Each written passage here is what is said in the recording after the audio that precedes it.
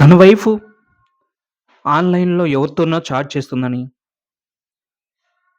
వాళ్ళ హస్బెండ్ అనుమానిస్తూ ఒకరోజు క్లారిటీ తీసుకొని అడుగుతాడు. ఎవరితో చాట్ చేస్తున్నావని. ఆమె ఆన్‌లైన్‌లో పరిచయమైన ఒక అబ్బాయితో చాట్ చేస్తున్నా అని చెప్తుంది. చాట్ చేయటం మంచిది కాదు. నాకు నచ్చటం లేదు అని హస్బెండ్ అంటాడు.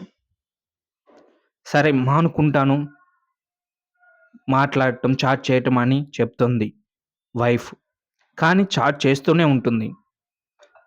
అలా ఎన్ని సార్లు చెప్పినా చాట్ చేస్తూనే ఉంటుంది. లాస్ట్‌కి చాలా పెద్ద గొడవైంది.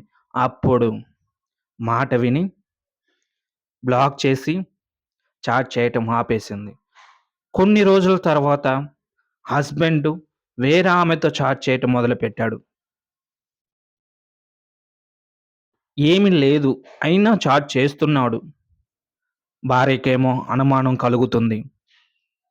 ఎవరితో చాట్ చేస్తున్నాడా? ఏమని చాట్ చేస్తున్నాడా? వీళ్ళిద్దరి మధ్య ఏముందా అనేసి అడుగుతుంది. అది ఏమి లేదు. నార్మల్‌గానే కొలీగ్ అందుకే చాట్ చేస్తున్నా అన్నాడు. అయినా నమ్మదు. పిచ్చి పిచ్చిగా ఆలోచిస్తుంది. అనుమానపడుతుంది. రోజు గొడవ పెట్టుకుంటుంది. భార్యాభర్తల బంధం.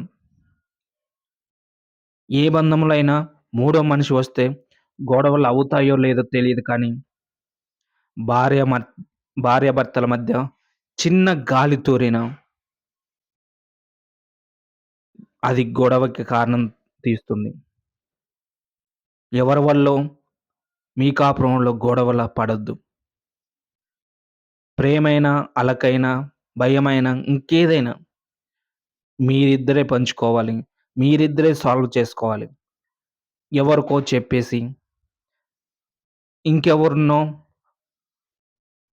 వాళ్ళు నీ సొంతం, నీకు దక్కాలి, వాళ్ళతో హ్యాపీగా ఉండగలవని ఊహించేసుకుంటే, కట్టుకున్న భర్త దూరమవుతాడు.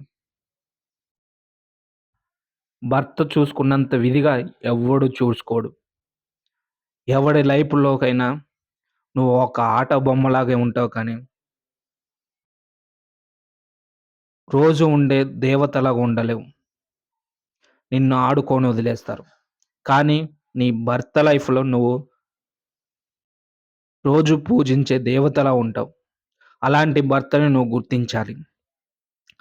అలాంటి వాళ్ళని నువ్వు బాగా చూసుకోవాలి.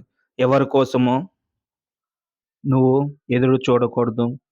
ఎవరి మాయలో పడి నీ భర్తని దూరం చేసుకోకూడదు.